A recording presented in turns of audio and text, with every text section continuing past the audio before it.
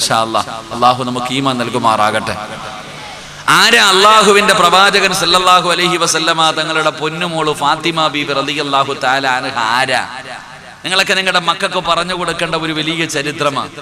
ഈ ഫാത്തിമ ബീവിയുടെ ചരിത്രം വേണം കൊച്ചുമക്കളെ മടിയിലിരുത്തിയിട്ട് വാപ്പാ നീ പറഞ്ഞു കൊടുക്കാൻ.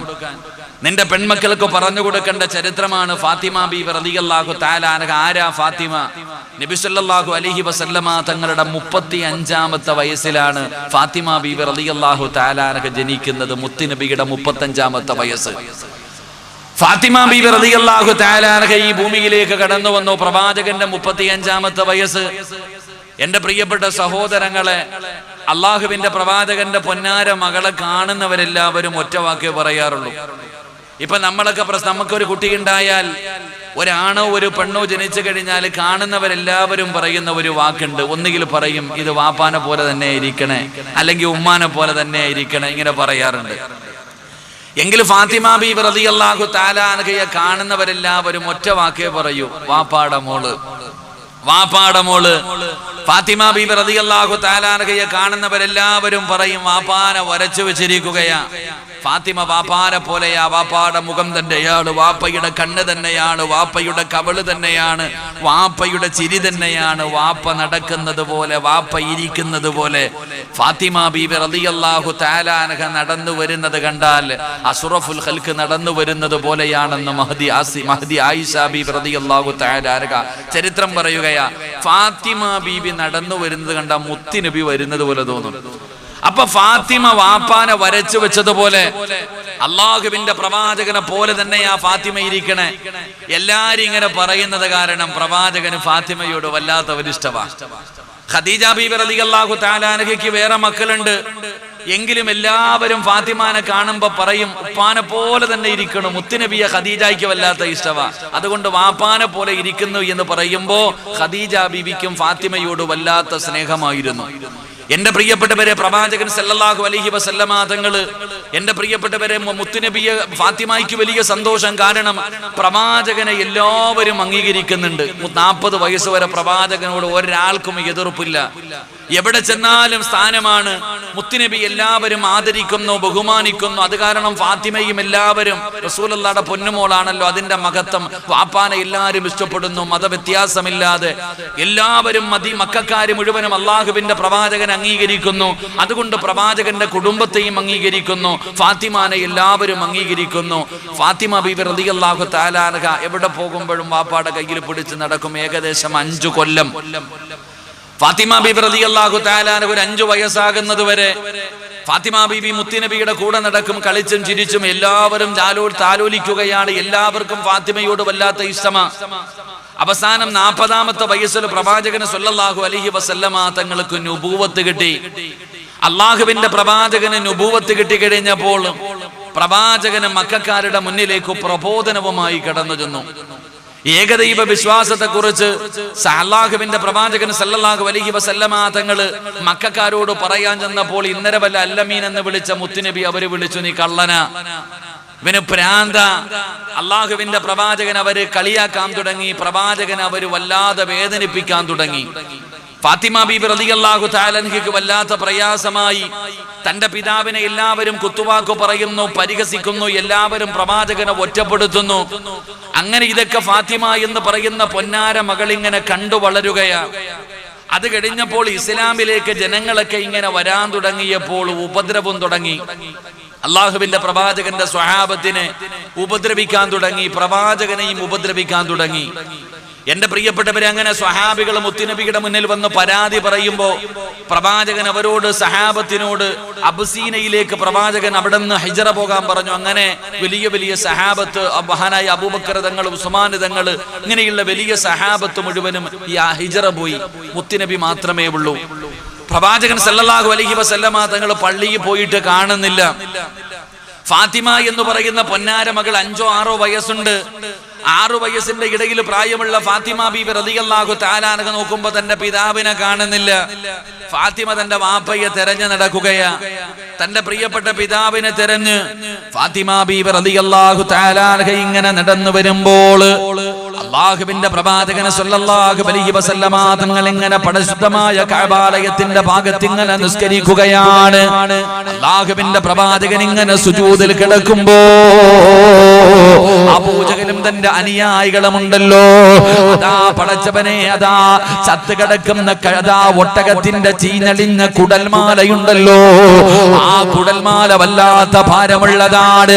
ആ പുഴുത്ത് നാറിയ കുടൽമാലയുണ്ടല്ലോ, അവിടെ വലിച്ചു കൊണ്ടുവന്ന് പ്രവാചകന് സുജൂദിൽ കിടക്കുമ്പോൾ മുത്തുനബിയുടെ തലയുടെ മുകളിലേക്ക് എടുത്തിടുകയാണ്.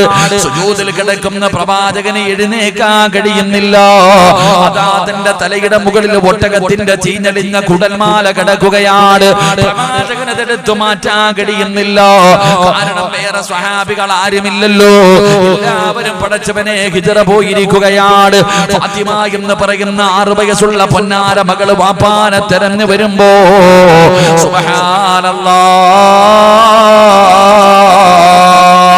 വാപ്പ സുജൂദിൽ കിടക്കുകയാണ്. വാപ്പാടെ തലയുടെ മുകളിൽ പുഴുത്തുനാറിയ കുടൽമാല എടുത്തിട്ടിരിക്കുകയാണ്. ഫാത്തിമ ബീവി റളിയല്ലാഹു തആല അൻഹ ഓടി വരികയാ. പടച്ചവനെ, ആ പിഞ്ചു മകളുണ്ടല്ലോ, വാപ്പാടെ തലയുടെ മുകളിൽ ഇട്ടിരിക്കുന്ന കുടൽമാല വലിച്ച് തറയിലിടാൻ സഹായിക്കുകയാണ്. ഉപ്പാന്റെ തലയുടെ മുകളിൽ നിന്ന് കുടൽമാല വലിച്ച് താഴെയിട്ടു. അല്ലാഹുവിന്റെ റസൂലിന് സമാധാനമായി, അല്ലാഹുവിന്റെ പ്രവാചകന് സമാധാനമായി. മുത്തുനബി സുജൂദിൽ നിന്ന് എഴുന്നേറ്റു.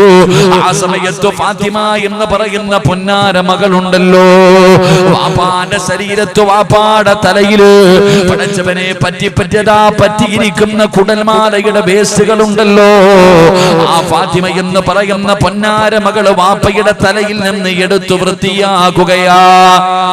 വാപ്പാടെ തലയിൽ നിന്ന് അത് മുഴുവനും എടുത്തിങ്ങനെ വൃത്തിയാക്കുകയാണ്. എന്നിട്ട് ഫാത്തിമ ചോദിച്ചു, വാപ്പാ, എന്തിനാ എന്റെ ഉപ്പയോട് ഇവരെല്ലാവരും ഇങ്ങനെ ചെയ്യുന്നത്? എന്റെ ഉപ്പാനെ എന്തിനാണ് ഇവര് വേദനിപ്പിക്കുന്നത്?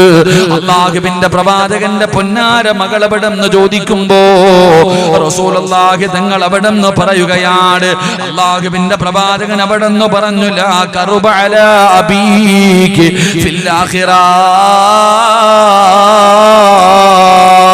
ഫാത്തിമ, ഉപ്പയ്ക്ക് ഇവിടെയല്ലേ പ്രയാസമുള്ളൂ, ഇവിടെയല്ലേ വാപ്പയ്ക്ക് പ്രയാസമൊക്കെ ഉള്ളൂ, ആഖിറത്തിൽ നിന്റെ ഉപ്പയ്ക്ക് ഒരു പ്രയാസവുമില്ലല്ലോ. അല്ലാഹുവിന്റെ പ്രവാചകൻ തന്റെ പൊന്നാര മകളെ സമാധാനിപ്പിക്കുകയാണ്. എന്നിട്ട് ഫാത്തിമ എന്ന് പറയുന്ന പൊന്നാര മകളുടെ കയ്യിൽ പിടിച്ചുകൊണ്ട് മുത്തുനബി വീട്ടിലേക്ക് നടന്നുപോയി. പടച്ചവനെ, പിന്നെ വല്ലാത്ത ദുഃഖത്തിന്റെ കഥകളാണല്ലോ.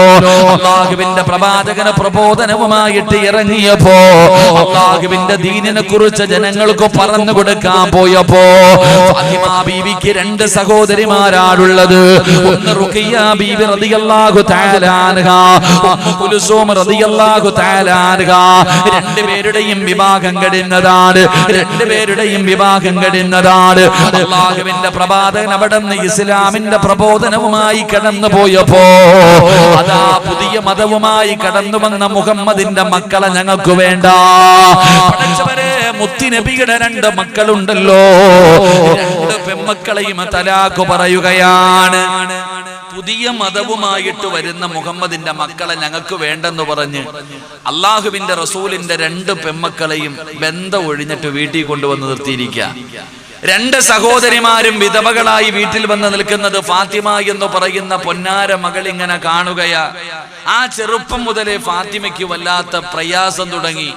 2 സഹോദരിമാരെയും ഭർത്താക്കന്മാരെ ഉപേക്ഷിച്ച് വീട്ടിൽ കൊണ്ടുവന്ന് നിർത്തിയിരിക്കുന്നു. അവരുടെ കണ്ണുനീര് കൂടെ ഫാത്തിമ കാണുകയാ. എന്റെ പ്രിയപ്പെട്ടവരെ, അങ്ങനെ വല്ലാത്ത പീഡനങ്ങളും ദുരിതങ്ങളും സഹിക്കാൻ കഴിയാതെ വന്നു. അവസാനം അല്ലാഹുവിന്റെ പ്രവാചകൻ സല്ലല്ലാഹു അലൈഹി വസല്ലമ തങ്ങളെയും കുടുംബത്തെയും ഊരുവിലക്കി. അള്ളാഹുവിന്റെ പ്രവാചകനെയും തന്റെ കുടുംബത്തെയും ഊരുവലക്കാൻ തീരുമാനിച്ചു.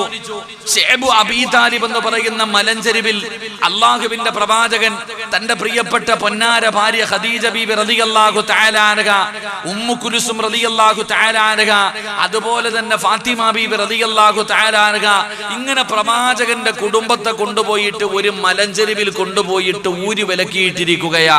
ഒരാളും സഹായിക്കാനോ സഹകരിക്കാനോ ഒന്നിനും പാടില്ല. ഖുറൈശികൾ അവിടെ നിന്ന് ഓർഡർ ഇട്ടു, ഒരാളും സഹകരിക്കാൻ പാടില്ല, സഹായിക്കാൻ പാടില്ല. അങ്ങനെ അള്ളാഹുവിന്റെ പ്രവാചകൻ സല്ലല്ലാഹു അലൈഹി വസല്ലമ തങ്ങളും തന്റെ കുടുംബവും ആ ശൈബു അബീ ത്വാലിബ് എന്ന് പറയുന്ന മലഞ്ചെരുവിൽ ഇങ്ങനെ കിടക്കുകയാ. എന്റെ പ്രിയപ്പെട്ട സഹോദരങ്ങളെ, നിങ്ങൾ ചിന്തിച്ചു നോക്ക്, ഒരാളും സഹായിക്കാനില്ല. കയ്യിലിരുന്ന ഭക്ഷണമെല്ലാം തീർന്നു. അള്ളാഹുവിന്റെ പ്രവാചകന്റെ കുടുംബത്തിന് കഴിക്കാനൊന്നുമില്ല.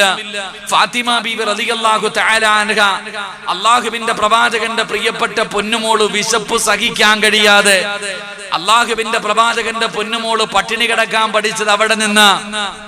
ഫാത്തിമ ബീവി റളിയല്ലാഹു തആല അൻഹ പട്ടിണി കിടക്കാൻ പഠിച്ചത് അവിടെ നിന്നാണ്. അല്ലാഹുവേ, വിശപ്പ് സഹിക്കാൻ കഴിയാതെ വാപ്പാടെ ചാരത്ത് പരാതി പറയാൻ പോകുകയാണ്. വിശപ്പ് സഹിക്കാൻ കഴിയാതെ ഫാത്തിമ ബീവി റളിയല്ലാഹു തആല അൻഹ അവിടുന്ന് പടച്ചവനെ വാപ്പാരോട് വിശക്കുന്നു എന്ന് പറയാൻ ഇങ്ങനെ കടന്നു ചെല്ലുമ്പോ ഫാത്തിമ ബീവി റളിയല്ലാഹു തആല അൻഹ കാണുന്ന കാഴ്ച എന്തെന്നറിയുമോ? തന്റെ പ്രിയപ്പെട്ട പിതാവ് പുല്ലു പറിച്ച് തിന്നുകയാണ്. വിശപ്പ് സഹിക്കാൻ കഴിയാതെ ഇലകള്, വൃക്ഷത്തിന്റെ ഇലകളുണ്ടല്ലോ, ആ ഇലകള് പറിച്ചിട്ട് പ്രവാചകന് വിശപ്പ് കാരണം ഇങ്ങനെ കഴിച്ചുകൊണ്ടിരിക്കുകയാ. ഫാത്തിമ എന്ന് പറയുന്ന പൊന്നാര മകള് കാണുന്ന കാഴ്ച ഇതാണ്. വാപ്പ വിശപ്പ് സഹിക്കാൻ കഴിയാതെ ഇല പറിച്ചു കഴിക്കുന്ന രംഗമാണ്.